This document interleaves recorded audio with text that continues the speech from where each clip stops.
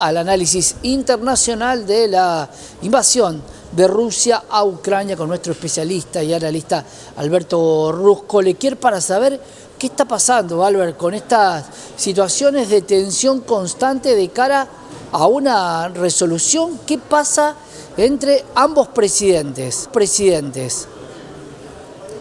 Bien, la verdad que es uno de los temas fundamentales que están en este momento en todo el mundo. Mientras vos y yo estamos hablando, en este momento está en Arabia Saudita, en la capital, en Riad, está reunido Lavrov, el ministro de Relaciones Exteriores de Rusia, con Marco Rubio, que es el secretario de Estado norteamericano, cada uno con sus equipos de negociadores, por supuesto. Están negociando en la detención del conflicto entre Rusia y Ucrania. Ahora, lo que es interesante es que Ucrania parece ser que es un convidado de piedra, a pesar que hace unos minutos salió un comunicado de que Ucrania sí iba a intervenir. Lo concreto, Santiago, vos sabés que en este tipo de negociaciones, si no estás en la mesa de negociaciones, formas parte del menú. Claro, no decidís nada. Fuerte, ¿no? Claro, no decidís Absolutamente nada. es así. Absolutamente es así. ¿Qué es lo que parece ser de que más o menos en principio se está trabajando sobre la siguiente situación? En principio, Ucrania va a olvidarse de lo que eran las fronteras anteriores al 2014. ¿Por qué te digo 2014? Crimea. Porque en 2014 Rusia toma y invade la península de Crimea. Claro. Posteriormente, en febrero del 2022, empieza directamente la invasión a Ucrania. Recordemos que cuando fue la invasión de Crimea y se hizo cargo de la península de Crimea, Rusia, el mundo, por supuesto, hicieron todos un montón de declaraciones en contra de Rusia, pero nadie movió un dedo absolutamente para tratar de que la península quede nuevamente en manos de Ucrania.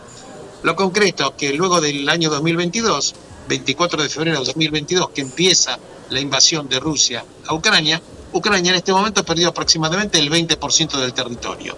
Eso aparentemente estaría ya prácticamente imposibilitado de que Ucrania vuelva a retomar ni la península de Crimea ni los territorios perdidos en el este.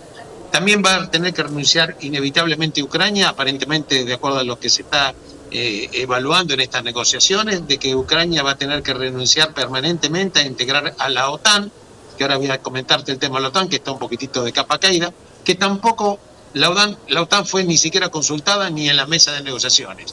Pero mientras estas resoluciones están negociándose entre Estados Unidos y Rusia, hay una zanahoria que tiene Ucrania para Estados Unidos que realmente le interesa. ¿Cuál es esta zanahoria? Las zanahorias son lo que se denominan las tierras raras, que Ucrania tiene una cantidad de tierras raras, porque las tierras raras las importa también Estados Unidos de China, pero tiene muchas tierras raras, estoy hablando de litio, estoy hablando de galio, etc. Y estas tierras raras forman parte de los componentes fundamentales de telefonía, de computación y de altísima tecnología. Y se está hablando de un acuerdo de 500.000 millones de dólares de un negocio entre Ucrania. Claro. Va a haber en Ucrania una paz impuesta, pero no una paz negociada. En consecuencia, los únicos actores en esta negociación, Estados Unidos y Rusia. Albert, pero un hecho diplomático. Te pregunto, sí, te escucho, Santiago. ¿Qué va a pasar con las restricciones que tiene Rusia, los bloqueos a partir del SWIFT, por ejemplo? ¿Volvería todo a foja cero? ¿Rusia volvería a darle gas a Europa? ¿Cómo quedaría lo que quedó tan trastocado luego de la invasión de Rusia a Ucrania? Bueno, hiciste la pregunta del millón, Santiago. La pregunta del millón. Porque te voy a decir ahora, en base a tu pregunta excelente, es que el negocio de Estados Unidos en Rusia va muchísimo más allá que detener la guerra de Ucrania. Muchísimo más allá. ¿Por qué te digo esto? Lo que quiere es restablecer en su plenitud las relaciones entre Rusia y Estados Unidos de Norteamérica. Así te lo estoy planteando. A punto tal de que este es el objetivo fundamental. Y vos sabés que este fin de semana estaba, en realidad la semana pasada hubo una conferencia de seguridad en Múnich, que se hace anualmente. Entre ellos estaba el vicepresidente norteamericano, señor Vance, ¿correcto? Y vos sabés que el presidente norteamericano no se reunió con el canciller alemán Scholz, porque el próximo domingo, 23 de febrero, va a haber elecciones en Alemania. Pero ¿sabés con quién sí se reunió, Santiago? El vicepresidente norteamericano se reunió con la jefa del partido Alternativa para Alemania, de ultraderecha, la señora Alice Weidel, Porque el objetivo de Trump es hacer un reconocimiento básicamente a aquellos países que tengan regímenes políticos con una cercanía ideológica a la derecha.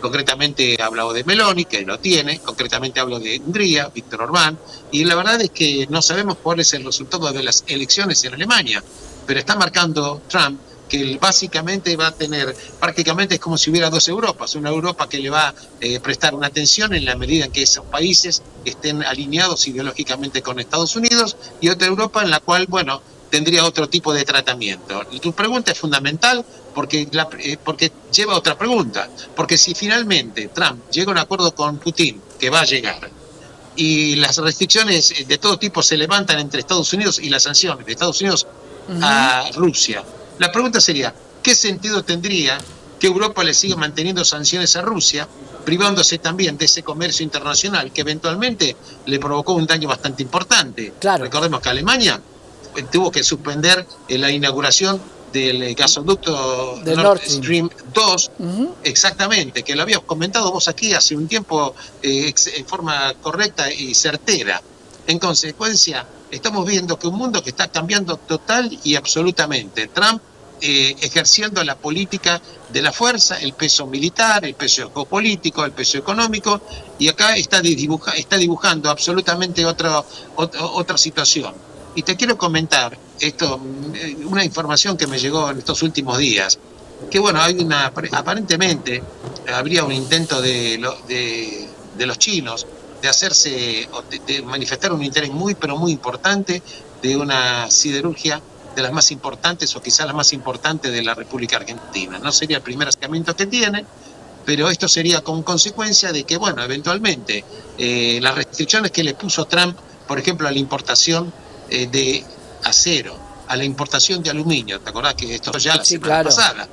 Entonces puede dejar con alguna situación un poco de pensar en el largo plazo a ciertas compañías. En los casos China está haciendo eventualmente un paseíto a ver si puede lograr alguna compra muy, pero muy importante. En consecuencia, ¿qué es lo que sucede? Fíjate vos que la política de Trump, a ver, por ejemplo, Albert, tercerizan, en vez de tener el 25, tienen el 10 y parten la diferencia, algo así. Algo, bueno, o directamente que China compre directamente estas industrias siderúrgicas. Ahora, ¿qué es lo que está pasando? Vos fíjate que de alguna manera un poco puede ser un tiro en el pie, porque si por un lado Trump coloca, digamos, estos aranceles importantes y que saca del mercado, por ejemplo, hay cierto tipo de industrias, eventualmente China, que tiene una visión de muchísimo más largo plazo, que no va a preocuparse quién va a ganar las próximas elecciones, porque ahí en China existe el partido único. Xi Jinping parece ser que va a ser el presidente a perpetuidad, y si no fuera Xi Jinping va a ser absolutamente otro que va a seguir con la misma política.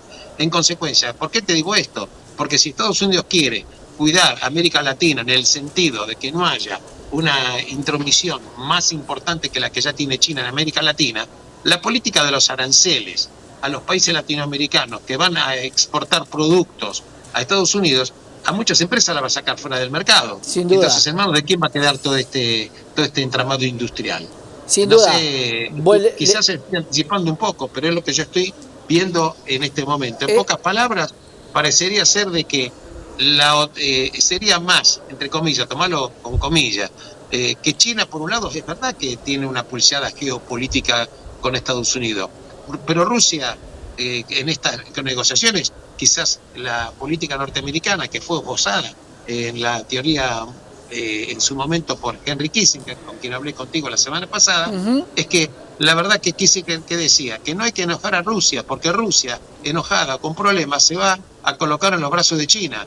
Y el problema mayor, decía Kissinger muchas décadas atrás, en el futuro el problema para competir de Estados Unidos va a ser con China. Entonces a Rusia hay que tenerla calmada, hay que tenerla tranquila para que esté del lado un poco norteamericano. Lo que pasa es que ahora las cosas llegaron a una situación un poco difícil, un mundo muy complejo. Sin duda. Una reunión en Europa para ver los que no fueron invitados a esta reunión entre el presidente Estados Unidos y Rusia, a ver qué hace Europa respecto de toda su política. E incluso el presidente Zelensky, el presidente de Ucrania, dijo textualmente, sabiendo que la OTAN prácticamente sin el apoyo norteamericano no es OTAN, que fue, recordemos que la OTAN fue un artefacto político creado en la Guerra Fría para poner un coto a lo que era a la Unión Soviética en aquel momento. Claro. Y ahora, ¿qué dice?